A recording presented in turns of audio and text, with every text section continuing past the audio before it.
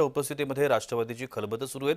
पुणे आणि पिंपरी चिंचवड शहराचे मुख्य पदाधिकारी जिजाई निवासस्थानी आलेले आहेत। दोन्ही राष्ट्रवादी एकत्रित आल्यावरती जागा वाटपावरती चर्चा सुरू झाली आहे। पुणे पिंपरी चिंचवडमधल्या कार्यकर्त्यांसोबत ही चर्चा सुरू आहे। पुणे आणि पिंपरी चिंचवडमध्ये दोन्ही राष्ट्रवादी एकत्र येऊन लढणार असल्याच्या बातम्या सातत्याने येत आहेत। सूत्रांची माहिती आहे, दोन्ही राष्ट्रवादी पिंपरी चिंचवडमध्ये एकत्र लढतील।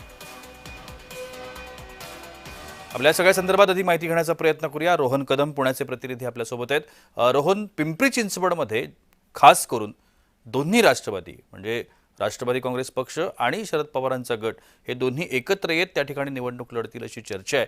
सध्या या सगळ्यांवरती बैठका सुरू आहेत। नेमकं काय माहिती हाती लागतीये?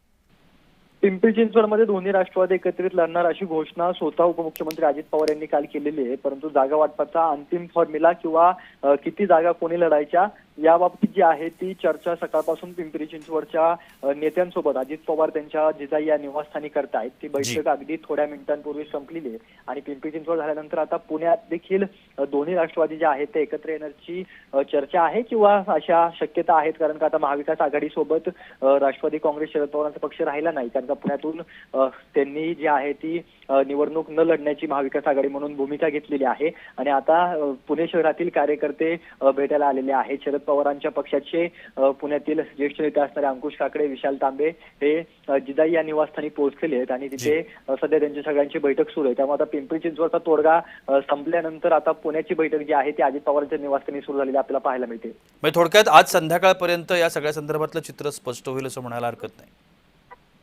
नक्कीच, कारण का आज संध्याकाळपर्यंत कुठल्याही परिस्थितीमध्ये या सगळ्याचा तोडगा काढावा लागणार आहे। कारण का उद्याचा शेवटचा दिवस आहे उमेदवारी अर्ज भरण्याचा, त्यामुळे जास्तीत जास्त नेत्यांना जे आहे ते आपल्या पक्षातून एबी फॉर्म जो आहे तो आज संध्याकाळपर्यंत गेला पाहिजे आणि त्यानंतर जे आहे ते पुढची भूमिका त्यांना ठरवता येणार आहे।